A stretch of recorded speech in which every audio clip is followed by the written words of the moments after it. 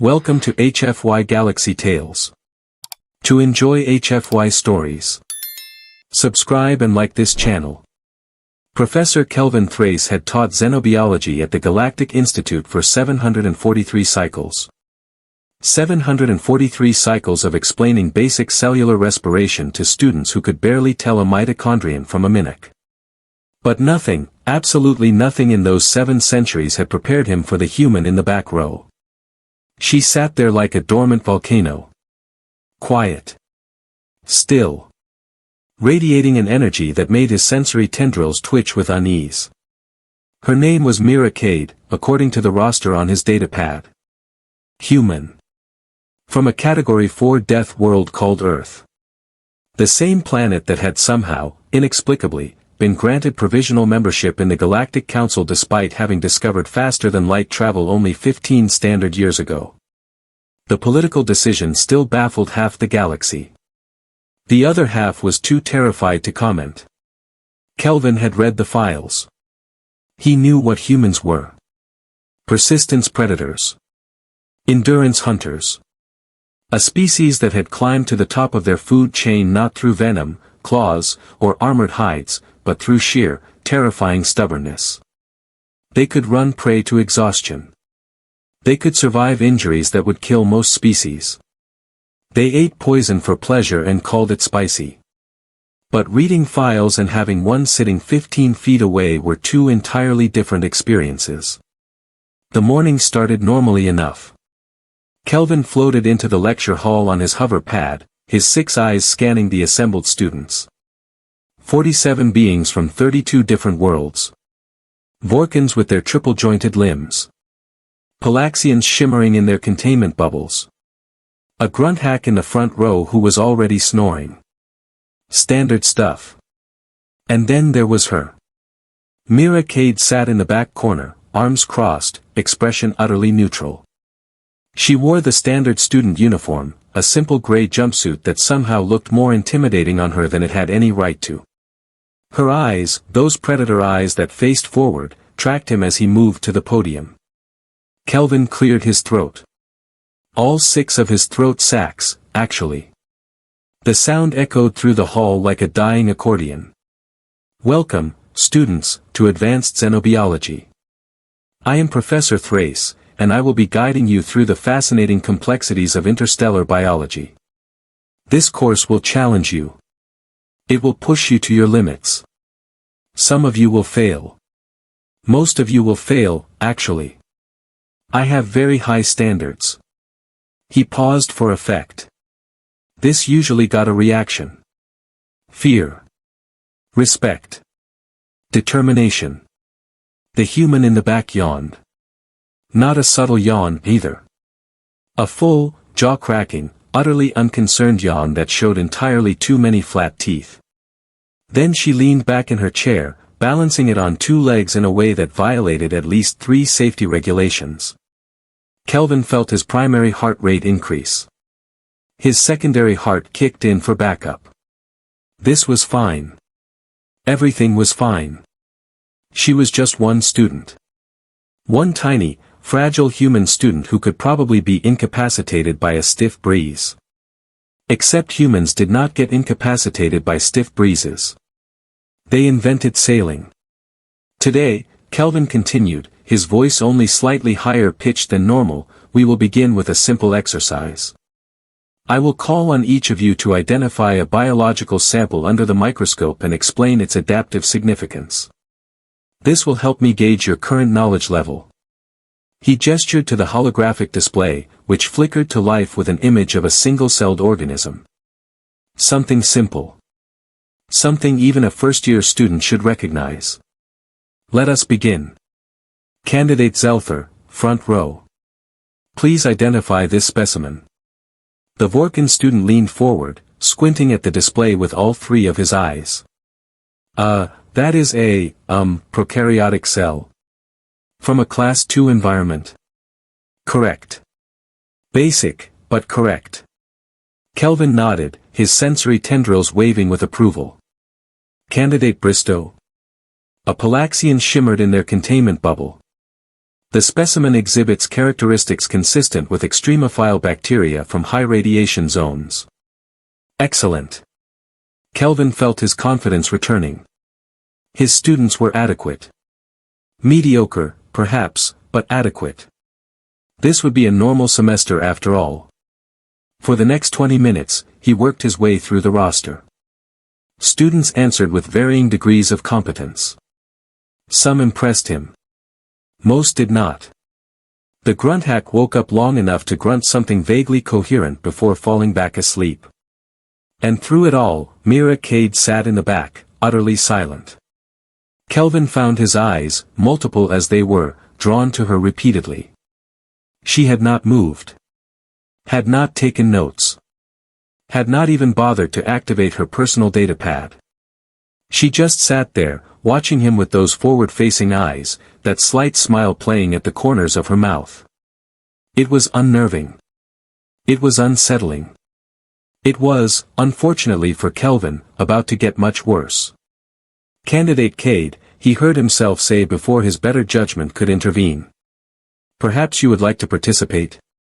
The change in the room was immediate. Every student turned to look at the human. The ambient temperature seemed to drop 2 degrees. Somewhere in the ventilation system, a pipe creaked ominously. Mira Cade did not move for a long moment. Then, with deliberate slowness, she brought her chair down onto all 4 legs. The sound echoed through the silent lecture hall like a gunshot. Sure, Professor. Her voice was casual. Too casual. What do you want to know? Kelvin felt a bead of perspiration form on his primary sensory node. This was fine. She was just a student. He was the professor. He had the authority here. He had the knowledge. He had 743 cycles of experience. She had thumbs and the audacity of a species that had stared into the void and decided it looked like a good place to visit. I want you, Kelvin said, changing the holographic display, to identify this specimen and explain its adaptive significance in its native environment. The new image materialized above the podium. It was not the simple single-celled organism he had shown the others. No, some petty part of him had decided to make this difficult. To show this overconfident human that his class was not something to yawn through. The specimen was a Carvian rotworm. Native to a Class 7 death world. Capable of surviving in temperatures ranging from -200 to +400 degrees. It could metabolize literally anything. Rocks. Metal. Other Carvian rotworms. It had 17 distinct life stages. 3 of them were radioactive. Advanced students struggled with this specimen. Doctoral candidates had written dissertations about this specimen. It was, in the parlance of Earth, a nightmare wrapped in an enigma, covered in acid, and sprinkled with existential dread. Mira Cade looked at the display for exactly 4 seconds. That's a Carvian rotworm, she said flatly.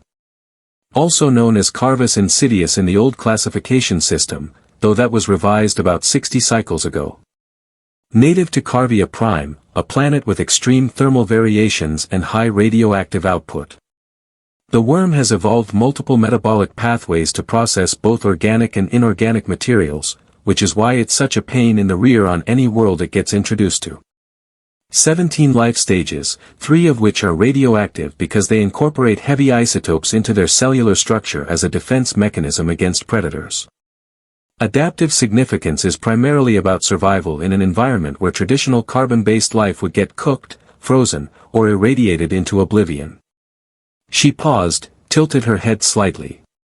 Did I miss anything? The lecture hall was silent. Not the comfortable silence of students paying attention. The terrible silence of an audience witnessing something they could not quite believe. Kelvin opened his mouth. Closed it. Opened it again. He looked remarkably like a Terran goldfish, though he would have been deeply offended by the comparison. That is, well, he stammered. His translator implant crackled with static, overwhelmed by his inability to form coherent thoughts. That is, technically correct. Technically. Myra's eyebrow rose. One eyebrow. The movement was so slight, so subtle, yet somehow it contained entire volumes of challenge. Just technically. No, it is, completely correct, actually, yes, well done. Kelvin's sensory tendrils drooped with defeat. Very, comprehensive. Myra leaned back in her chair again, resuming her two-legged balance. Cool. Can I go back to not participating now? Yes, certainly, please do. For the remaining hour of the class, Kelvin lectured on autopilot. His mouths moved, his translator worked, information flowed from his datapad to the holographic display. But his minds, plural, were elsewhere. Specifically, they were trying to process what had just happened. The human had not just identified the specimen correctly. She had recited information that took most students weeks to learn. She had done it casually, effortlessly, as if she were reading a shopping list rather than describing one of the most complex organisms in known space. And the worst part, the truly terrifying part, was that she clearly did not care. She had not been showing off. Had not been trying to impress him or the other students. She had answered his question with the same energy one might use to confirm that yes, the sky is indeed up there somewhere. When the class finally, mercifully ended, students filed out in their various methods of locomotion. Walking, slithering, floating, that one species that moved via controlled explosions. Normal stuff. Myra Cade was the last to leave. She stood, stretched in a way that made several vertebrae pop audibly, and headed for the door. Candidate Cade, Kelvin called out before he could stop himself. A moment, please. She paused at the doorway, turned back to look at him. Waiting. Kelvin floated down from his podium, trying to project authority he absolutely did not feel. I must admit, your performance today was impressive. Very impressive. How did you acquire such detailed knowledge of Carvian biology? That is typically third-year material. Myra shrugged. Read the textbook. The textbook. You read the textbook. Yeah, it was on the required reading list. So I read it. Last week. Seemed like the responsible thing to do. She paused, then added with that same terrifying casualness, also read the supplementary texts. And the reference materials. And about 40 research papers from the university database. Your network security could use some work, by the way. Kelvin felt his primary heart skip several beats. You accessed restricted research databases? I mean, they were not that restricted. Password was literally admin1234. Come on, Professor. That is just asking for trouble. She said this with absolutely no shame, as if hacking into classified academic resources was a normal Tuesday afternoon activity. Which, for humans, it probably was. That is, highly irregular, Kelvin managed. And, quite possibly illegal. Probably, Myra agreed cheerfully. You going to report me? Kelvin stared at her. All 6 of his eyes, focused on this one small human who had just casually admitted to cybercrimes while standing in his lecture hall, looking about as concerned as someone discussing the weather. He should report her. He absolutely should report her. There were protocols. Procedures. Forms to fill out, probably in triplicate. But something stopped him. Maybe it was the way she looked at him, utterly unafraid. Maybe it was professional curiosity. Maybe it was the deep, instinctive understanding that filing a report would somehow make things worse. No, he heard himself say. But please, refrain from further unauthorized access to university systems. Sure thing, Professor. She did not sound particularly committed to this promise. Anything else? Just try to participate more naturally in future classes. Your sudden knowledge might intimidate the other students. Myra actually laughed at that. A short, sharp sound that made his sensory tendrils retract involuntarily. Professor Thrace, I have been sitting in the back row precisely to avoid intimidating anyone. Trust me, this is me being subtle. With that thoroughly alarming statement, she turned and walked out of the lecture hall, leaving Kelvin floating there in stunned silence. Somewhere in the building, a safety alarm began to wail. Probably unrelated. Hopefully unrelated. Kelvin looked at his class roster on his datapad. 47 students. 46 of them would provide a normal, predictable semester. One of them was a human named Mira Cade. 743 cycles of teaching experience meant absolutely nothing now. He was not ready for this. The galaxy was not ready for this. Nobody had ever been ready for humans, and they never would be. The next 3 weeks were, to put it in terms Professor Kelvin Thrace's species would understand, a slow descent into educational madness. To put it in terms humans would understand, it was hilarious. Mira Cade continued to sit in the back of the class. She continued to look bored. She continued to balance her chair on 2 legs in flagrant disregard of physics and common sense. And she continued to radiate the peculiar human energy that made every other species in the room instinctively nervous. Kelvin had developed a strategy. A solid, professional strategy that would surely work. The strategy was simple, really. Do not call on the human. Do not make eye contact with the human. Pretend the human does not exist. This strategy lasted exactly 11 days before it collapsed spectacularly. The collapse began, as most disasters do, with good intentions and poor timing. Kelvin had assigned his students a group project. They were to research a death world of their choosing and present on the unique biological adaptations found there. Simple. Educational. An excellent opportunity for collaborative learning. What he had failed to consider was that group projects required groups, and groups required social interaction, and social interaction with humans was, well, complicated. The Vorkan student named Teo approached Kelvin after class on day 12, all 3 of his eyes wide with distress. Professor, I must request a change in my project group, Teo said, his translator rendering his clicks and whistles into galactic standard. I simply cannot work with the human. Kelvin felt a familiar sinking sensation in both of his stomachs. What has candidate Cade done? Done. She has done nothing. That is the problem. Telo's limbs gestured frantically. She sits there during our meetings, silent, while the rest of us struggle to compile research. Then, Professor, when we have spent hours working, she simply says, I already finished that part, and produces a complete analysis that is better than anything we could have created. So, she is contributing to the project? Kelvin said slowly. That sounds acceptable. No. You do not understand. Teo was practically vibrating now. She does not collaborate. She does not discuss. She simply does it, and then watches us fumble about with this look on her face like she is watching children play with blocks. From across the hall, Kelvin heard a familiar voice. To be fair, you were trying to classify Betelgeuse acid slugs as plants. They are very obviously animals. Mobile animals. With teeth.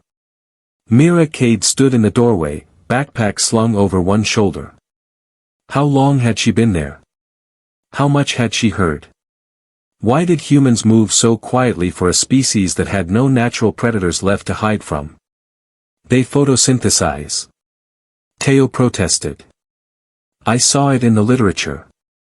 They also have a central nervous system and hunt in packs, so unless you want to reclassify every organism with chlorophyll as a plant, including that weird fungus from Sector 7 that technically does both, I would suggest we go with animal. Mira said this with the patience of someone explaining that water is wet. Besides, I already wrote that section. You can read it and make changes if you want. I do not care either way. Teo looked at Kelvin. Kelvin looked at Mira. Mira looked vaguely amused by the entire situation. Perhaps, Kelvin said carefully, we could discuss proper group dynamics and collaboration. Sure. Mira shrugged. I can collaborate less. Do worse work on purpose. Make it a real team effort where everyone contributes equally terrible ideas. Would that make everyone feel better? The thing was, Kelvin could not tell if she was being sarcastic or genuinely offering. Human communication was like that. Layers upon layers of meaning, wrapped in tone and context that his translator only partially captured. No, what I mean is, Kelvin started, then stopped. What did he mean? That she should intentionally underperform to make others comfortable. That was pedagogically absurd.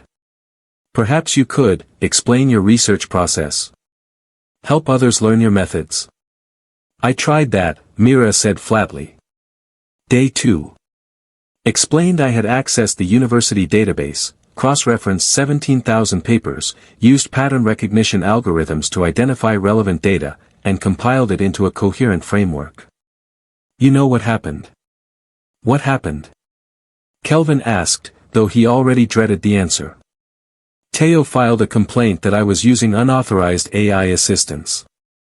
I had to explain to the dean that no, my brain just works like that sometimes, yes, I know it is weird, no, I cannot turn it off, and yes, all humans are kind of like this when we get interested in something.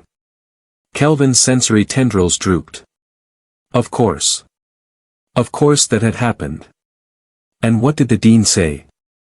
She laughed for about 5 minutes, then told Teo to get used to it because Earth just sent another 300 exchange students and they are all, quote, like that, unquote. Myra's smile was sharp. So yeah. Collaboration is going great. The situation deteriorated from there. Week 4 brought the practical examination. Students were to identify live specimens in the laboratory environment and document their observations without harming the creatures. Standard procedure. Safe. Controlled. Except one of the specimens escaped. The Vrelian spike lizard was technically classified as only moderately dangerous. It had venom that could paralyze most species for up to 6 hours. It had claws that could shred light armor. It had a temperament that made angry grunthacks look cuddly by comparison. And it was loose in the laboratory. Pandemonium erupted. Students scattered. The Palaxians retreated into their containment bubbles. The Vorkin climbed the walls, literally, because their species could do that. Even the grunthack woke up and decided that consciousness was overrated, promptly fainting back into sleep. Kelvin activated the emergency containment protocols. Doors sealed. Alarms wailed. Security was automatically notified. The spike lizard, roughly the size of a Terran wolf and twice as mean, hissed at the assembled students from atop a laboratory table. Its scales bristled. Venom dripped from its fangs. It was preparing to strike. Kelvin grabbed the emergency tranquilizer gun from his desk drawer, his manipulator tendrils shaking. He was trained for this. 743 cycles of teaching meant he had handled escaped specimens before. He could handle this. Everyone stay calm and stay back, he announced, trying to keep his voice steady. I will subdue the creature. Do not make any sudden movements. He raised the tranquilizer gun, aiming carefully. The spike lizard tensed, ready to pounce. This was a delicate situation requiring precision and careful timing. And then Mira Cade walked up to the lizard. Just walked up to it. Casual as anything. Like she was approaching a piece of furniture instead of a venomous predator capable of killing her in approximately 4 seconds. Candidate Cade, no. Kelvin shouted. Stop immediately. She did not stop. She did not even slow down. The spike lizard saw her coming. Hissed louder. Raised its tail, the venomous spines along its back extending fully. It was the threat display of an animal preparing to defend itself to the death. Mira stopped about 3 feet away from it. Hey there, buddy, she said softly. You are scared, right? All these loud noises and bright lights. Strange smells. Not fun. I get it. The lizard hissed again, but something in its posture changed. Its head tilted slightly, regarding this strange new creature that showed no fear. "I am not going to hurt you," Mira continued, her voice low and calm. "And you are not going to hurt me, because we both know how that would end, and neither of us wants the paperwork." She extended her hand. Slowly. Palm down. Non-threatening. Every student in the laboratory held their collective breath. Kelvin's manipulator tendrils were frozen on the tranquilizer gun, unable to fire for fear of hitting the human. The spike lizard stared at Myra's hand. Then at her face. Then back at her hand. It sniffed. And then, in a move that would be analyzed by xenobiologists for the next 50 cycles, it lowered its spines and bumped its head against her palm. "Good lizard," Mira said, scratching behind what passed for its ears. "Very good lizard. Much better than murdering the annoying primates, right?" She picked up the creature. Actually picked it up, this venomous killing machine, and cradled it like a Terran house cat. The spike lizard, for its part, seemed perfectly content with this arrangement. Mira turned to face the stunned classroom. "Someone want to open its habitat so I can put Mr. Bitey back where he belongs?" It took Kelvin 3 tries to make his translator work. How did you? That species is classified as untrainable and extremely aggressive to all sentient life." "Yeah, well, we had meaner stuff on Earth. You ever meet a honey badger? Those things do not care about your classifications."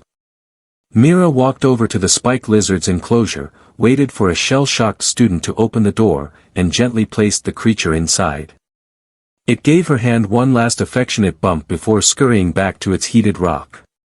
She closed the enclosure, dusted off her hands, and turned back to Kelvin. "Anything else for today's practical, or are we good?"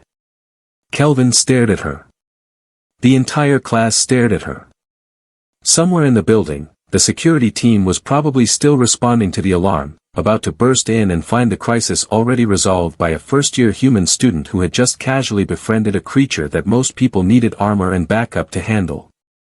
"We are, yes, good, class dismissed, everyone leave, now, please," Kelvin stammered.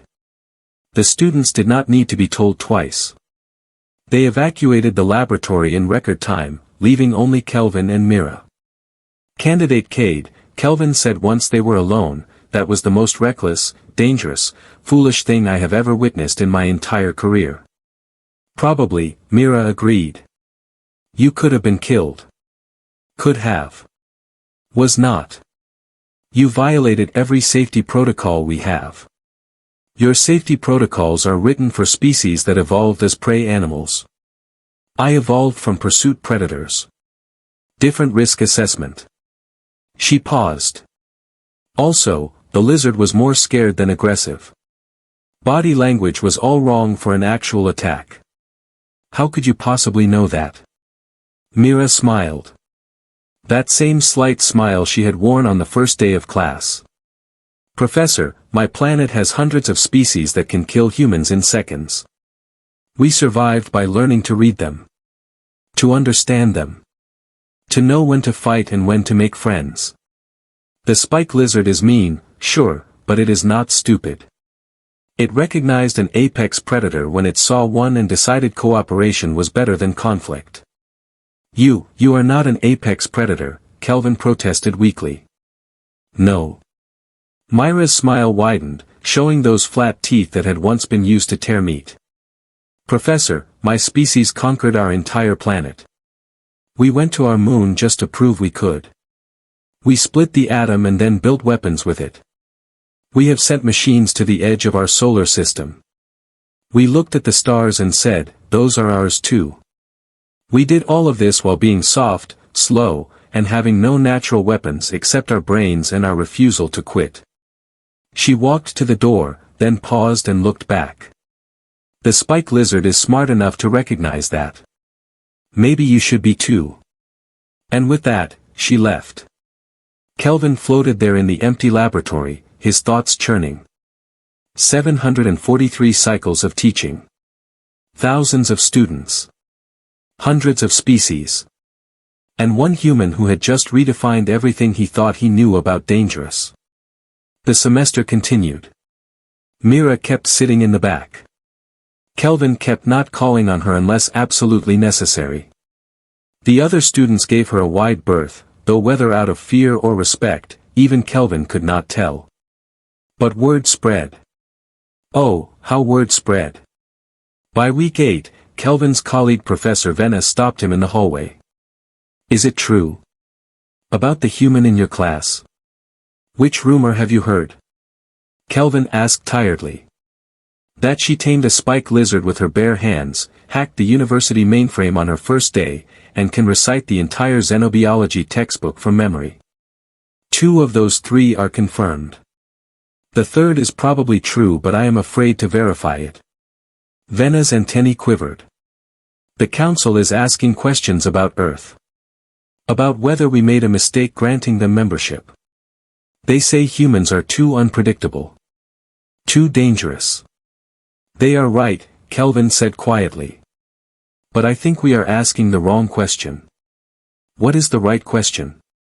Kelvin looked back toward his classroom, where he knew Mira Cade was probably sitting right now, bored and brilliant and utterly terrifying in her casual competence. Not whether they are dangerous. We knew that already. The question is whether we are ready for what happens when they get bored. Venna's antennae drooped. Are we? No, Kelvin said with absolute certainty. But I suspect it is too late to matter now. The semester ended. Final examinations came and went. Mira Cade scored perfectly on every test, every practical, every assignment. She helped 3 different students pass classes they would have otherwise failed, not because she had to, but because she apparently got bored and decided tutoring was more interesting than whatever else she had planned. On the last day of class, she approached Kelvin's desk. Good semester, Professor, she said. Was it? Kelvin asked. I spent most of it terrified. Yeah, I noticed. Sorry about that. She did not sound particularly sorry. For what it is worth, you are a good teacher. Bit conservative with your methodology, but solid fundamentals. High praise, Kelvin said dryly. What will you do next semester? Advanced astrophysics. Quantum mechanics. Maybe some engineering courses. I want to design better FTL drives. The current models are inefficient. Of course she did. Of course she wanted to redesign technology that had taken the galaxy millennia to develop. That was just what humans did, apparently. Well, good luck with that, Kelvin said. Mira grinned. Thanks. See you around, Professor. She left. Kelvin watched her go, this small human who had turned his carefully ordered semester into controlled chaos. 743 cycles of teaching. He would need at least another 100 to recover from this one.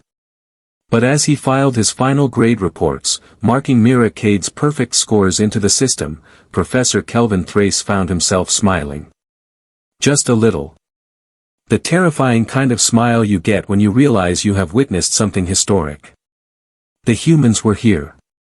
The galaxy would never be the same.